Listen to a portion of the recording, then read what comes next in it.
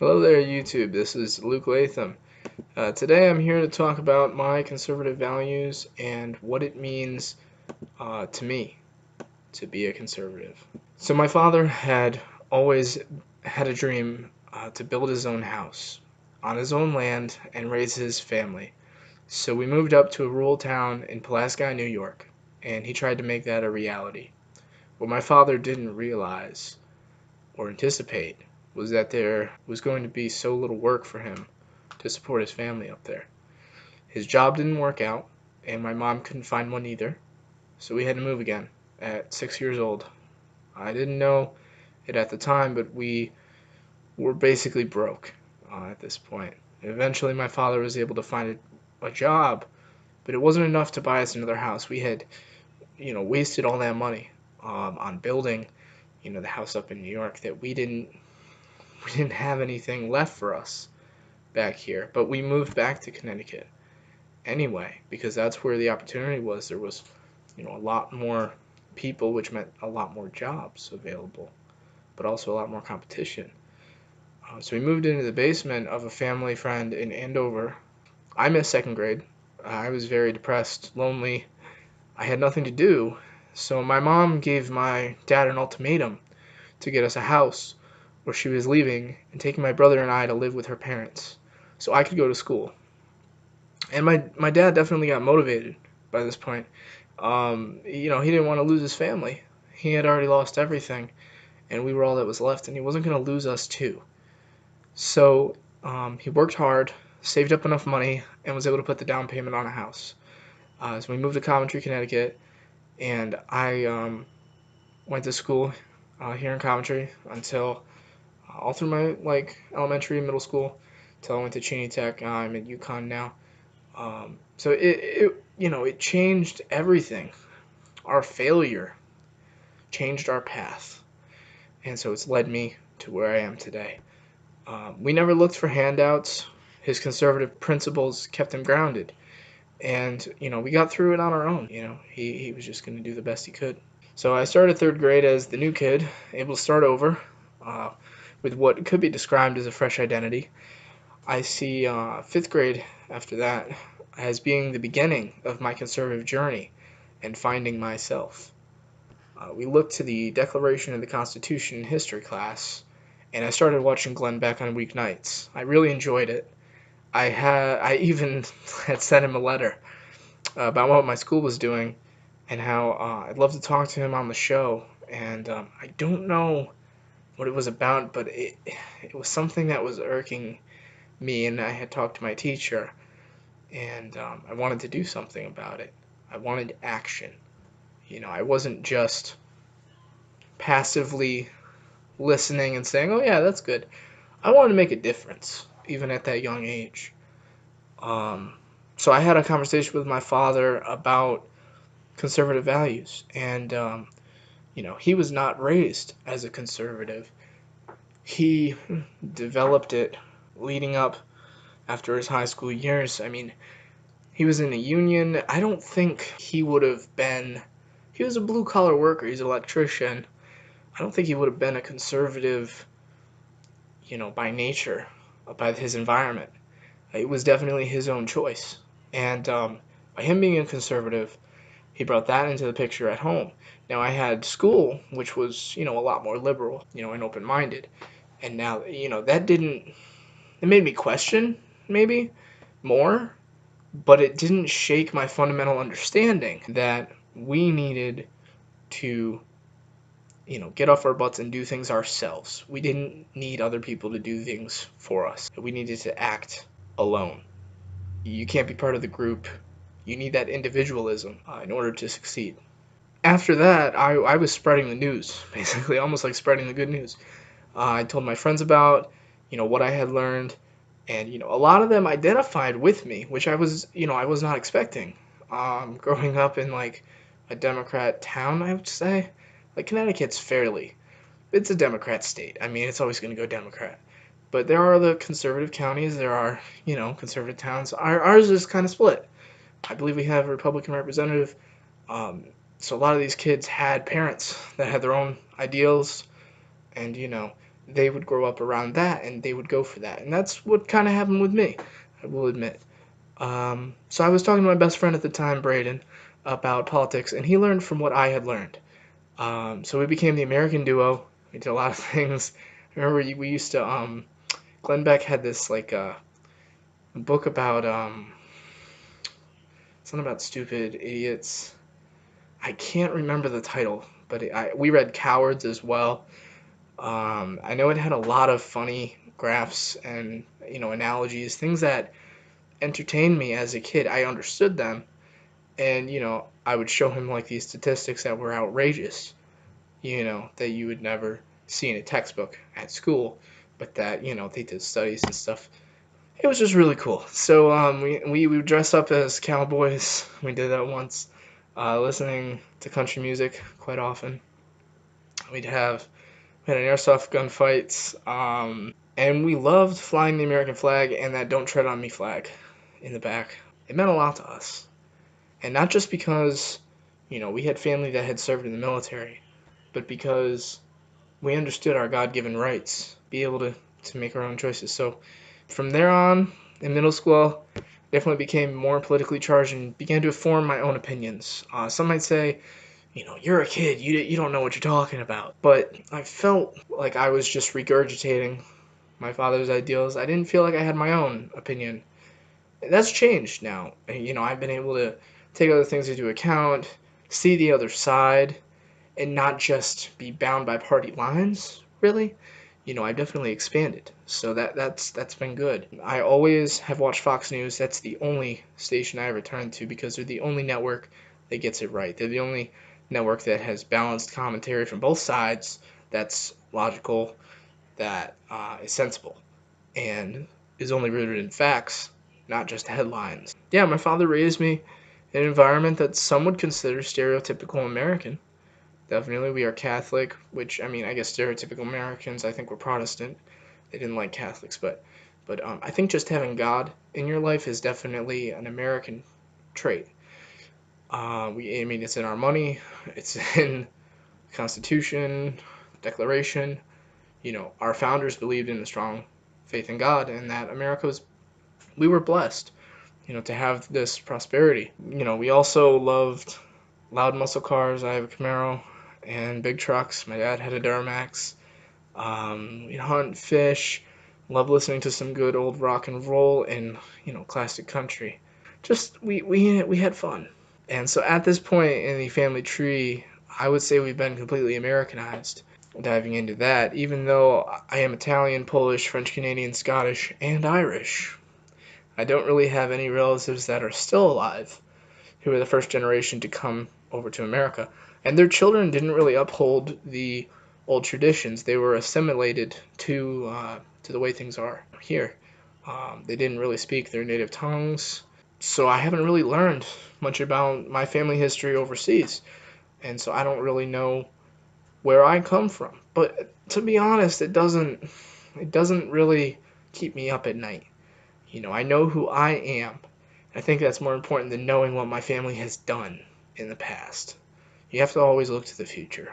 If I look at some of our traditions that we have, my family kind of created some of their own. My mother has a famous French onion soup that she'll probably make once a year. It's got burned off alcohol in it. It tastes kind of weird to me.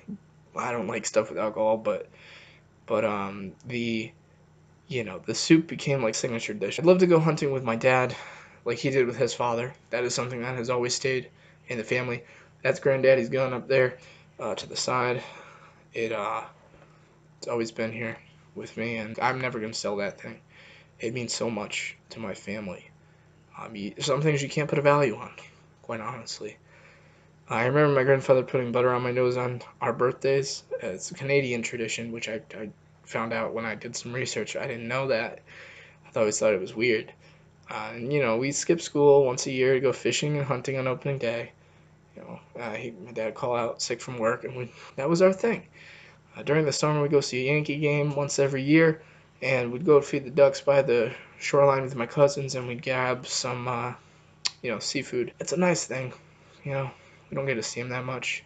Another tradition has been to open one present before Christmas.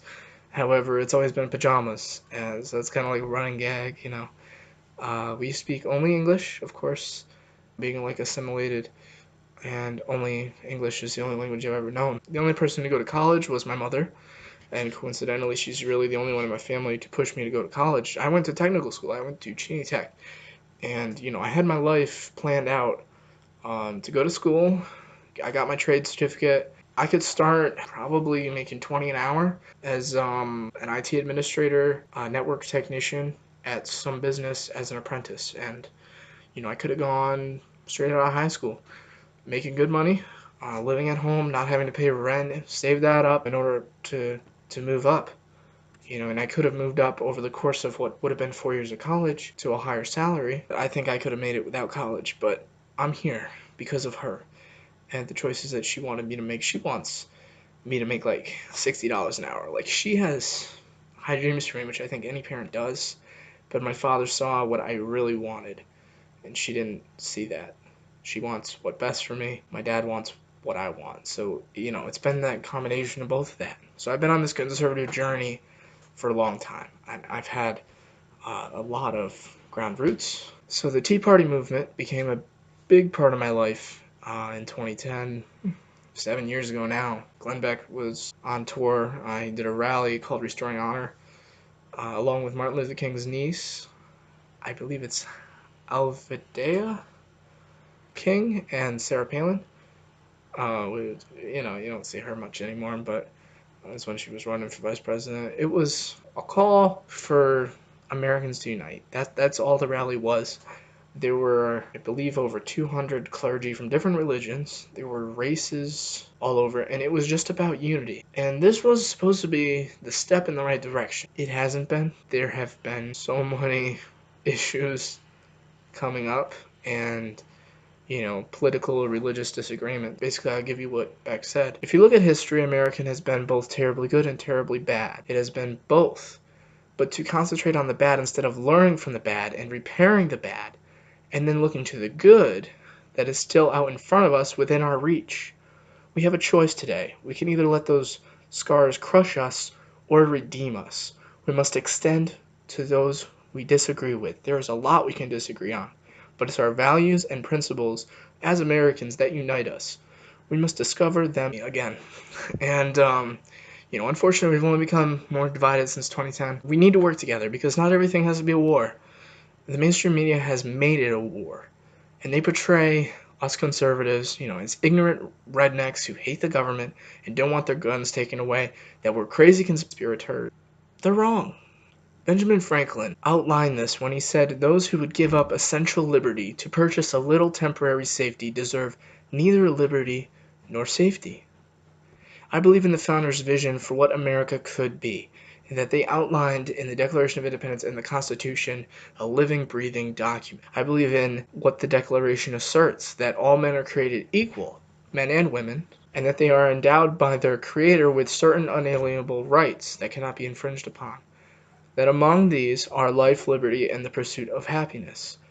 That to secure these rights, governments are instituted among men, deriving their powers from the consent of the governed, from the people. Whenever any form of government becomes destructive to these ends, it is the right of the people to alter or abolish it, and to institute new government, laying its foundation on such principles and organizing its powers in such form so as to them shall seem most likely to affect their safety and happiness. The government works for us. We don't work for the government. And the government, at the time, the English, they had exploited the colonists. They considered exploitation was nothing compared to the percentage of taxes that goes to our government. And then you look at, what the government gets in taxes. What percentage of that goes to military defense? I don't even think that we should be involved abroad. I think, we should stick to that isolationist where, we'll help your country. If you are in a disaster, we'll help you. If there is a bad man that is killing a lot of people, yeah, we have to take him out. But we can't necessarily impose our way of life as being better than your way of life. I don't think that's right. We did it. We screwed up there. I'll admit. We shouldn't have gone into places spreading our way of life. But at the same time, we want other places to know that it works. that our American system works. You don't have to force it on them, but show them the power of the free market. Show them what we can be when we're all together looking for better solutions. And, the only way you're going to have progress is competition. That's it. The country being divided does create problem solving. But if you can't come together to solve the problem that you both have different opinions on, if you can't work together, nothing gets done. And so that's why, I'm really frustrated with Congress, honestly. Considering how dangerous the world around us is becoming, we need to break down these party lines. And I want conservatives and liberals to start a civil discussion. I know that's something I can't change all by myself. And I fully accepted, that I can't change everything. I've accepted my identity as a conservative. I believe in the ideals that I was taught growing up because they are the key to success, and I've taken the other side's point into consideration and their way of thinking, and it just doesn't settle with me. I find their reasoning flawed most of the time. I've only had one reasonable discussion with a liberal, and that's at my work with a guy that I look up to. And, he wanted Jill Stein, the Green Party, and a couple other friends actually who wanted Bernie. And, my uncle wanted Bernie. And, I saw where they were coming from. I don't think anybody wanted, Clinton, to be honest. I mean, but no one exactly wanted Trump either. It just ended up being a crapshoot. I don't know how we fix that, you know? The only way I can think of fixing it is for conservatives to unite behind a good candidate and liberals to unite behind a good candidate, and then those two, go off. Like, if Bernie had gotten in, I know there would have been social changes. There would have been a lot of good work being done. I don't like wasting money on our military. I support our military. I love, everything they do, but I'm just conflicted because we have to focus on our people. We have to focus on their best interests. And their best interests aren't out there, they're here. My uncle was homeless for a long time. He didn't get the help he needed. I think if there was less spending done overseas, they could have helped him. Not to say, that I know my personal ideal is not to take help from the government unless you need it.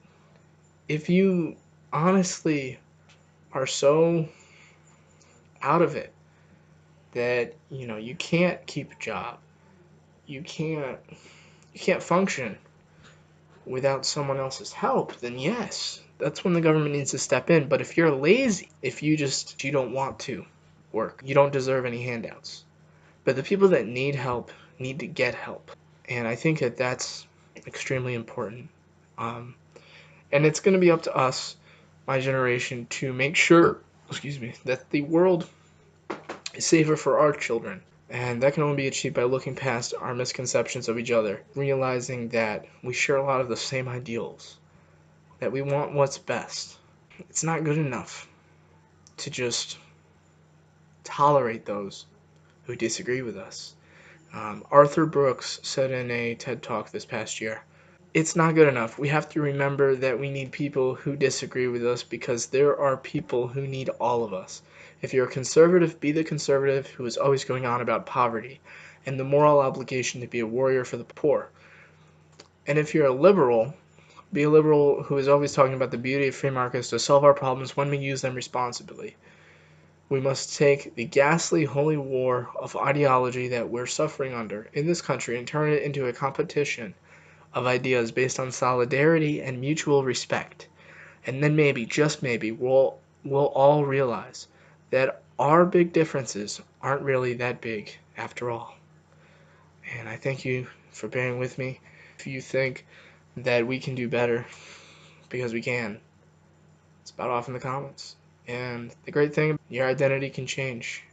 You don't have to conform to that identity in a broad sense. You can change. And, that's great. Thank you.